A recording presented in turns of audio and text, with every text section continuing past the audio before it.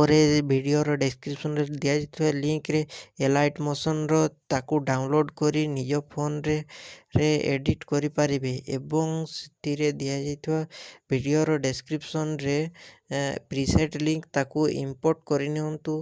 ତାପରେ ସେଥିରେ ଆପଣ ଯାହା କିଛି ଚେଞ୍ଜ କରିବାକୁ ଚାହୁଁଛନ୍ତି ତାହା ଚେଞ୍ଜ କରିପାରିବେ ଏବଂ ନ ଚେଞ୍ଜ କରି ମଧ୍ୟ ଆପଣ ତାକୁ ସିଧା ଡାଉନଲୋଡ଼୍ କରିପାରିବେ। ଯଦି ଭିଡ଼ିଓଟି ଭଲ ଲାଗିଥାଏ ଚ୍ୟାନେଲଟିକୁ ସବସ୍କ୍ରାଇବ୍ ଆଣ୍ଡ ଭିଡ଼ିଓଟିକୁ ଲାଇକ୍ କରିନିଅନ୍ତୁ।